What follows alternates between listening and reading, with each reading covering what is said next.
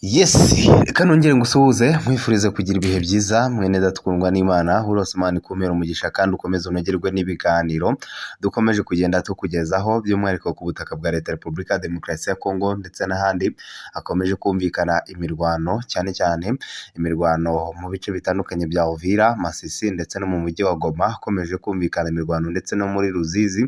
Ni imirwano rero isa nayakomeje gufata indi ntera mu burasirazuba bwa Leta Repubulika ya Demokarasi ya Kongo. Benshi bari kwibaza bati ibitero bikomeje kugaragara muri ibi bice bishobora gusiga iyihe sura nyuma y'uko imirwano yongeye kugaragara, ndetse benshi bavuga ko iyi mirwano iri kubera mu burasirazuba bwa Leta Repubulika ya Demokarasi ya Kongo isa n'ihabanye n'iyo benshi batekerezaga, kuko bemezaga ko imirwano yaba igiye guhagarara, ariko siko bimeze kuko muri aka kanya imirwano isa nk'iyakomeje gufata indi ntera kuruta ibyo benshi batekerezaga. Muri aka kanya rero turagaruka mu mujyi wa Goma ahongeye kumvikana igitero simusiga cy'ingabo za FARDC. FARDC yarahiye gufata iki kibuga cy'indege cyo mu mujyi wa Goma, ni nyuma y'uko n'ubundi imirwano uko ikomeza gufata indi ntera ku butaka bwa Kongo, ariko n'amahanga bavuga ko ibi bitero bikomeje kugaragara muri ibi bice bitandukanye bya Leta Repubulika ya Demokarasi ya Kongo bishobora kuza gusiga abaturage benshi bakomeje kugenda bahura n'uruva gusenya bahunga ubutitsa. Ni nyuma y'uko u Rwanda rwasobanuye neza ibyabereye mu kuba umugore wa Perezida Felix Antoine Tshisekedi ngo abicanyi bamuteye, ndetse byose tugenda tubigarukaho, ndetse tuze kugaruka ku mirwano M23 yaje guhura n'uruva gusenya mu bice bitandukanye igakubitwa. Ibyo byose amakuru yose twagiye tuyakusanya. Icyo ngusaba nyaboneka ni ukubana natwe ukagendana natwe, like yawe ni ingenzi cyane kuko twereka ko turi kumwe kandi ni support ikomeye cyane. Like yawe rero niyo mpamvu tuyigusaba ngo ukande like, share mu nshuti zawe mu magurupe ndetse n'ahandi, ni iby'agaciro gakomeye. Nyemera rero tugaruke mu bice bitandukanye bya Leta Repubulika ya Demokarasi ya Kongo hakomeje kumvikana imirwano ndetse n'ibitero bikomeje kugenda byumvikana, biri kugenda bituma bamwe mu baturage bahunga bata ibyabo bakerekeza mu bindi bice. Mu by'ukuri abaturage n'abakurikiranira hafi iby'imirwano ikomeje kubera ku butaka bwa Kongo bakomeje guhaguruka bavuga ko barambiwe iyi mirwano itarangira, ndetse imirwano ikomeza gushyira akaga gakomeye ku baturage b'abanyekongo, ndetse benshi bavuga ko abanyekongo bari mu gahinda gakomeye nyuma y'ibi bitero. Muri Minembwe ndetse n'inkengero z'uyu mujyi wa Minembwe hakomeje kumvikana urusaku rw'imbunda nini ndetse n'intoya.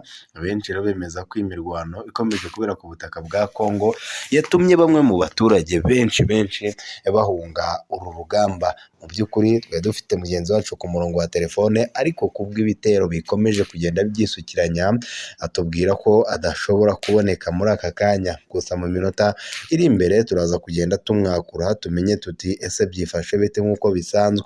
Gusa amakuru yo ni menshi cyane tugiye kugarukaho.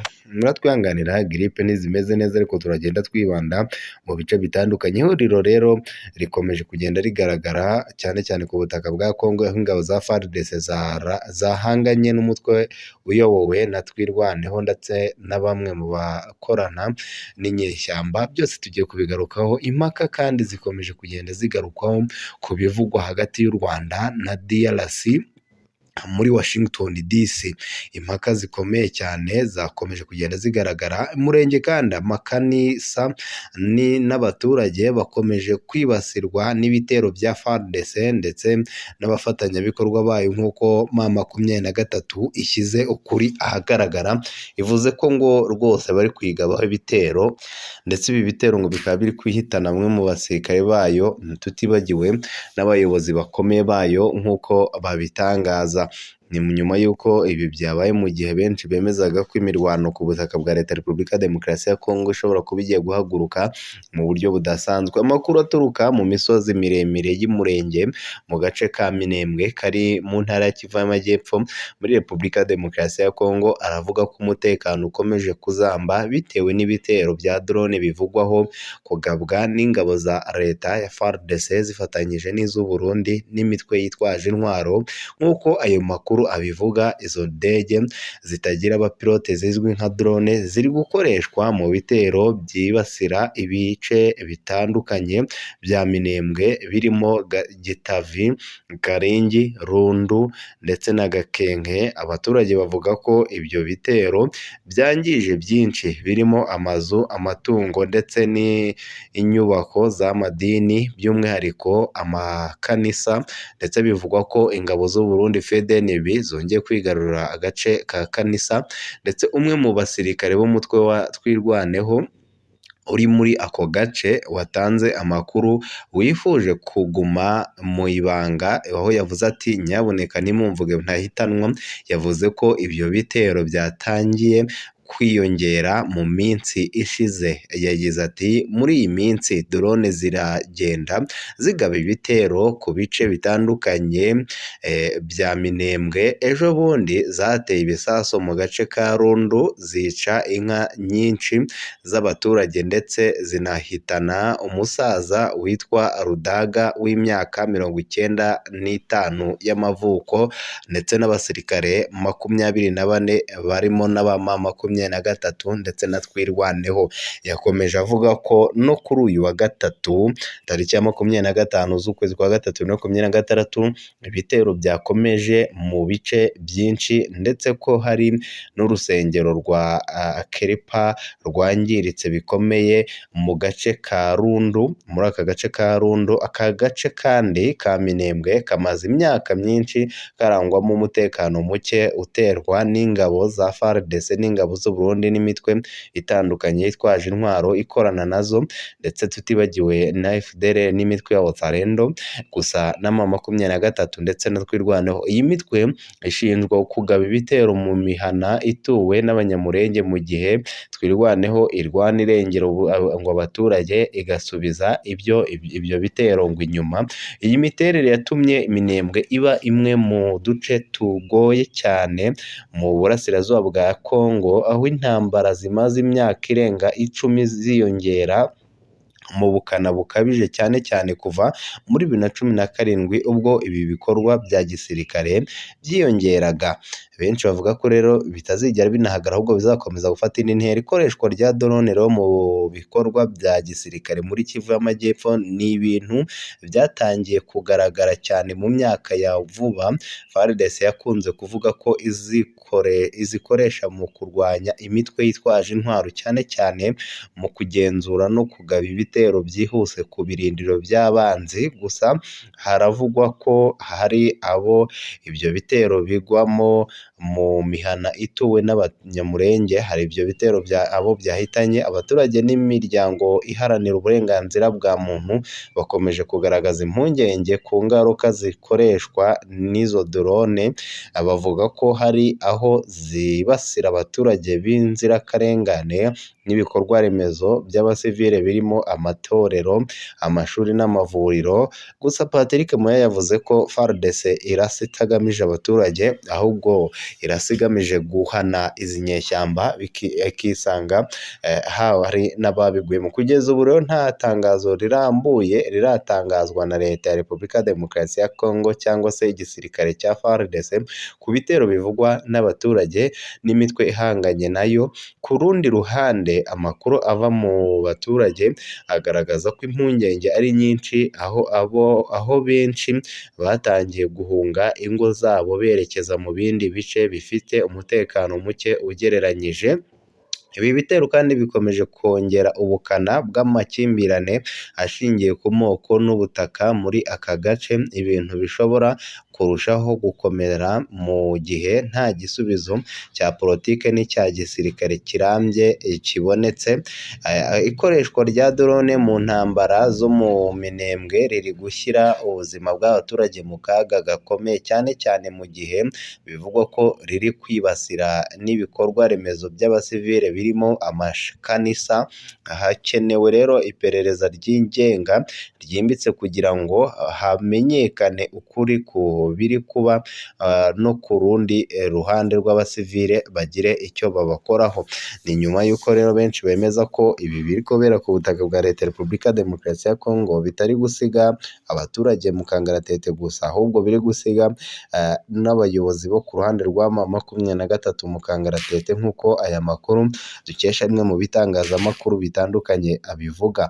Mu by'ukuri si urugamba rukomeje kubera ku butaka bwa Leta ya Repubulika ya Demokarasi ya Kongo gusa, ahubwo intumwa zikomeye zongeye kugaragaza ko ibivugwa biteye ubwoba. Ni nyuma y'uko ubutumwa bukomeye bwa DRC kubivugwa ko hagabwe igitero kuri Denis Nyakero Tshisekedi, uyu mugore wa Perezida Felix Antoine Tshisekedi. Repubulika ya Demokarasi ya Kongo yasohoye itangazo ibishinja u Rwanda ko arirwo rwaba rwagabye ibitero kuri uyu mugore wa nyakubahwa Felix Antoine Tshisekedi. Mu by'ukuri nabyo byateje urunturuntu ndetse n'ibivugwa kuri iki gitero munyemerero nabyo nibasomere kugira ngo tugaruke mu bice biri kuvugwamo imirwano ndetse n'abasirikare bafashwe n'ibitero ingabo z'u Burundi zikomeje kwerekana ndetse n'amahanga ko batinye. Ni nyuma y'uko abenshi bavuga ko ibintu bishobora kuba ndatana no gusoma n'inkuru igira iti umurenge ingabo za RDC zahanganye n'umutwe uyobowe na Thomas Rubanga mu gace ka Mushasha. Naho turagaruka, Leta ya Repubulika ya Demokarasi ya Kongo yatangaje ko hari abantu bataramenyekana bagerageje kwinjira mu nyubako ya hoteli umugore wa Felix Antoine Tshisekedi Chilombo, madamu Denis Nyakeru Tshisekedi acumbitsemo i Washington muri Leta Zunze Ubumwe za Amerika mu ruzinduko rw'akazi ari gukorera mu butumire bw'umugore wa Perezida Donald Trump. Umuvugizi wa guverinoma ya RDC cyangwa se DRC Patrick Muyaya yavuze ko inzego z'umutekano zimaze kubona amakuru y'icyo gikorwa kidasanzwe kandi ko hakomeje ubufatanye bwa hafi n'inzego z'umutekano za Leta Zunze Ubumwe za Amerika kugira ngo hamenyekane ukuri ku byabaye ndetse n'abashatse guhitana perezida umudamu wa perezida. Muyaya yavuze ko nubwo hari ibivugwa Denis Nyakeru Tshisekedi ameze neza kandi ari mu mutekano usesuye ndetse ko nta cyagaragaye cyamugizeho ingaruka zitandukanye cyangwa se zitaziguye kugeza ubu. Mu kiganiro n'abanyamakuru cyanyuze ku bitangazamakuru bya leta birimo radiyo, televiziyo na National Congolese RTNC, Muyaya yanze gutangaza ibisobanuro birambuye ku bantu bakekwa cyangwa uko bagerageje kwinjira muri iyo hoteli, ariko avuga ko iperereza rigikomeje kandi riri gukorwa ku bufatanye bw'mpuzamahanga, aho yashaka gutunga u Rwanda ko arirwo rwaba rubiri inyuma. Ntiyigeze atangaza niba abo bantu bashoboye kwinjira mu cyumba cya madamu wa perezida cyangwa niba babujijwe mbere yo kugera aho yarari. Gusa yavuze ko iperereza rigikomeje, amakuru ari buze kugerwaho mu buryo burambuye. Mu mvugo ye Muyaya yagaragaje ko bishoboka ko iki gikorwa gifite isano n'imitwe cyangwa se ibihugu birimo DRC isanzwe ishinja kuba bifite uruhare mu mutekano muke w'uburasirazuba bw'icyo gihugu. Anagaruka ku bitero bya kera Kinshasa ishinja u Rwanda. Guverinoma ya DRC imaze igihe ishinja u Rwanda kugira uruhare mu mutekano muke mu burasirazuba bwa Kongo, cyane cyane binyuze mu gufasha umutwe wa M23, ibyo Kigali ihakana yivuye inyuma ivuga ko yibanda ku ngamba zayo z'ubwirinzi no kurinda umutekano wayo. Umunota ku wundi cyangwa se umubano hagati ya DRC n'u Rwanda umaze imyaka myinshi urangwamo kutizerana no gukomeza amakimbirane ashimangira ku mutekano mu burasirazuba bwa Kongo, aho n'imitwe yitwaje intwaro irenga 100 ikorera mu burasirazuba bwa Kongo. Raporo zitandukanye z'umuryango w'abibumbye n'izindi nzego mpuzamahanga zagiye zigaragaza ko aka karere karanzwe n'intambara zishingiye ku mitungo kamere, politike y'akarere n'imitwe yitwaje intwaro. M23 ni umwe mu mitwe yagiye ivugwa cyane, aho leta ya DRC leta ya DRC n'abafatanyabikorwa bayo bavuga ko ifashwa n'andi mahanga mu gihe ibirego cyangwa se ibirego nk'ibyo bihora bikandamizwa ndetse bishinjwa u Rwanda. Ibi bivugwa ko ibikomeje kuba mu gihe hari imishyikirano hagati ya Washington n'ibihugu byo mu karere k'ibiyaga bigari bigamije gushaka ibisubizo by'amahoro birambye. Nubwo kugeza ubu nta bimenyetso byemejwe ku by'iki gikorwa, inzego z'umutekano za Amerika na DRC zikomeje iperereza ryimbitse kugira ngo hamenyekane ukuri ku byabaye ndetse n'abakekwa kubiba inyuma babe bafatwa ndetse bagaragarizwe n'itangazamakuru. Icyo ngusaba ni ugukanda like, share ndetse na sabone kugira ngo update nze kuyikugezaho uyibone mu ba mbere. Ni byinshi kandi bikomeje kuvugwa, aho benshi bemeza ko imirwano ikomeje kugaragara mu burasirazuba bwa Leta ya Repubulika ya Demokarasi ya Kongo ikomeje kugenda isa n'iha abantu benshi amakuru, abenshi bavuga ko ibintu bikomeje kubera ku butaka bwa Leta ya Repubulika ya Demokarasi ya Kongo bishobora gutuma isi n'amahanga bongera gufata iya mbere bagahaguruka bakamagana ibitero bikomeje kugaragara. Mu by'ukuri ku butaka bwa Leta ya Repubulika ya Demokarasi ya Kongo harakomeza gutangazwa byinshi bitandukanye ku mirwano ikomeje kugaragara, gusa benshi bemeza ko imirwano ikomeje kugaragara ku butaka bwa Leta ya Repubulika ya Demokarasi ya Kongo itazigera irangira mu buryo bworoshye, kubera ko benshi bemeza ko iyi mirwano uko yakomeje kugenda ifata indi ntera cyane cyane ku butaka bwa Leta ya Repubulika ya Demokarasi ya Kongo igaragaza intambwe ikomeye yo kuzatuma amahoro n'umutekano bitagaruka mu buryo bwemewe, ndetse benshi bemeza ko uko imirwano yagiye ifata indi ntera ku butaka bwa Leta ya Repubulika ya Demokarasi ya Kongo bishyira akaga gakomeye ku bikomeje kugenda bivugwa ndetse n'ibitero byongeye kumvikana mu bice bitandukanye bya Leta ya Repubulika ya Demokarasi ya Kongo. Ni nyuma y'uko benshi bavuga ko imirwano ifata indi ntera M23 yigamba kugaba ibitero mu mujyi wa Uvira. Iki gisagara cya Uvira cyakomeje kugenda kiba indiri y'imirwano, ndetse benshi bavuga ko ingabo za Leta y'u Burundi ndetse n'iza Leta ya Australia nazo zamaze kwidekara ko zigiye kuza gufasha igihugu cya Leta ya Repubulika ya Demokarasi ya Kongo gukomeza kurinda uyu mujyi wa Uvira, nk'ikimenyetso benshi bavuga ko ari ikimenyetso cyiza cyane. Ibihugu bitandukanye bikomeje gufasha Repubulika ya Demokarasi ya Kongo mu kwirukana abanzi b'iki gihugu barimo umutwe w'inyeshyamba wa M23 nk'uko bivugwa na bamwe mu bakurikiranira hafi by'imirwano. Bavuga ko imirwano ikomeje kugaragara mu burasirazuba bwa Leta ya Repubulika ya Demokarasi ya Kongo yongeye gufata indi ntera nyuma y'uko isi n'amahanga bemeza ko iyi mirwano itazigera irangira n'ubundi, kuko hazakomeza kubaho imirwano kandi iyi mirwano kurangira bisa n'inzozi. Ni nyuma y'uko benshi bavuga ko ibintu bishobora kurushaho kuba bibi, abarinda umugore wa Perezida Felix Antoine Tshisekedi bashyamiranye n'abarinda VPC w'u Rwanda, nabyo byateje impungenge, ndetse benshi bavuga ko hagati y'u Rwanda na Repubulika ya Demokarasi ya Kongo aho bahuriye hose umuriro waka. Ibi kandi babishinja inyeshyamba z'umutwe wa M23 zakomeje kugaragaza ko ibintu bishobora kurushaho kuba bibi, abenshi bemeza ko imirwano ikomeje kubera ku butaka bwa Kongo isa n'ibangamiye abaturage kugeza magingo aya. Ku byo Muyaya yatangaje muri ambasade ivuga ko ari ibinyoma biteye isoni bidakwiriye guhabwa agaciro, ahubwo bikwiriye kwamaganwa. U Rwanda na Kongo bisa nkaho nta ntambara yeruye birimo, ariko Kongo ishinja u Rwanda gushyigikira no gufasha M23 naho u Rwanda rugashinja Kongo gufasha FDLR.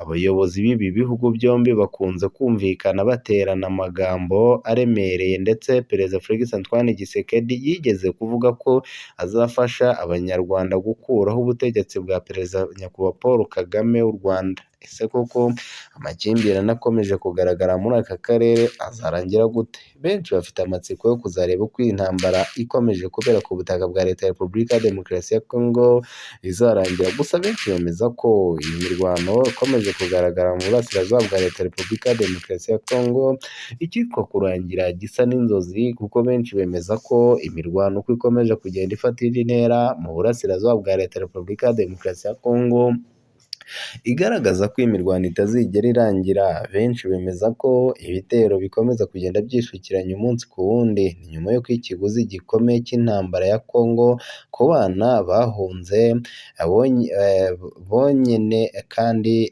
bareba batayo yabo, bavuga ko bababajwe n'ibikomeje kugenda bibabaho ndetse benshi bavuga ko bikwiye guhinduka.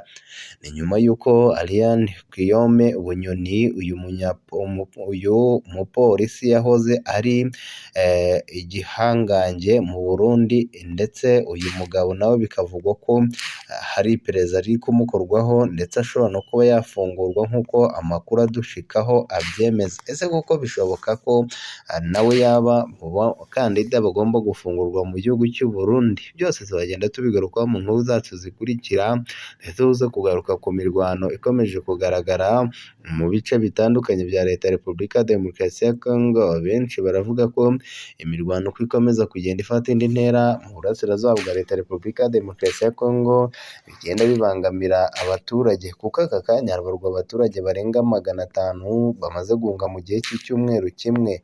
Ni nyuma y'uko iyi mirwano iri kubera ku butaka bwa Leta ya Repubulika ya Demokarasi ya Kongo ikomeje gushyira akaga gakomeye ku baturage ndetse n'ubuzima bw'abanyekongo, cyane cyane abatuye muri ibi bice birimo imirwano bakomeje guhunga ubutitsa. Bikagenda rero bituma benshi mu basesenguzi n'abakurikiranira hafi iby'imirwano batangaza ko ibintu bishobora kurushaho kuba bibi, ndetse bikagenda bitanga isura itari nziza y'iyi mirwano ikomeza kugaragara.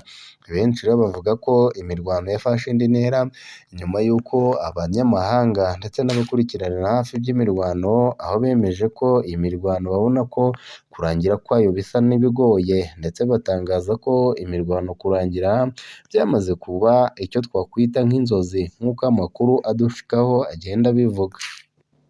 Mu by'ukuri ngana ku musozo, tugaruke mu gisagara cya Uvira ahakomeje kumvikana imirwano, ndetse imirwano ikomeje gusiga ubuzima bw'abanyekongo mu kaga gakomeye.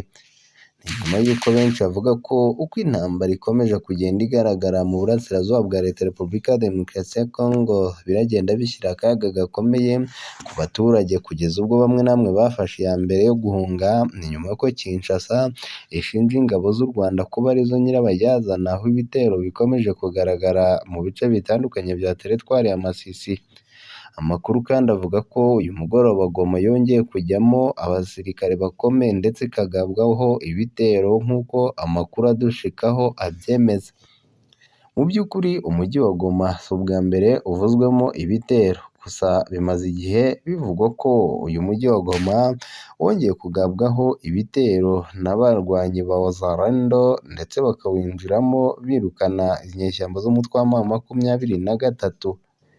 Ibi kandi bisa n'ibyatunguye benshi, aho benshi bafashe iya mbere bavuga ko aya masaha inkuru nziza ishobora kumvikana mu bice bitandukanye byo muri uyu mujyi wa Goma. Bashinja rero ingabo z'umutwe wa M23 gukomeza gushotorana, nyamara benshi bemeza ko byagakwiye guhagarara nyuma y'isi n'amahanga bahagurukiye kwamagana umutwe wa M23 wakomeje kugaragaza ko ukomeje kugaba ibitero mu gisagara cya Uvira. Nyamara Uvira benshi bemeza ko uko imirwano yakomeje gufata indi ntera byababaje benshi, kugeza ubwo M23 bivugwa ko mu mujyi wa Uvira ndetse na Goma byarangiye yamaze gufata iya mbere iva muri uyu mujyi ndetse na Bukavu. Ese koko birashoboka ko M23 yakwirukanwa ku butaka bwa Leta ya Repubulika ya Demokarasi ya Kongo? Benshi bemeza ko bishoboka kandi bishobora gukorwa mu gihe gito gishoboka, nk'uko amakuru adushikaho n'ubundi akomeza kubyemeza.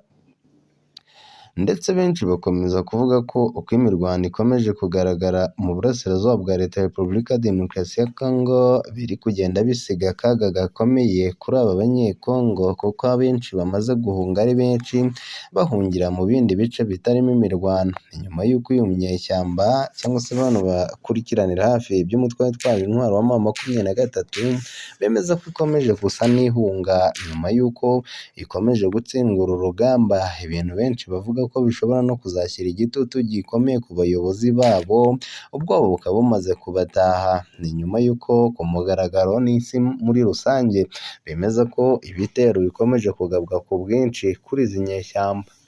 Nyemerera dusoreza tuze kongera gusubira mu zindi update ziraba zigezweho mu minota iri imbere, ngushimira kandi nkwifuriza ko nogerwa n'ibiganiro byiza dukomeje kugenda tubagezaho, ndetse ngusaba kujya uba uwa mbere ku makuru tukugezaho. Nyagasani akumira umugisha wo kanze like, share n'ibindi.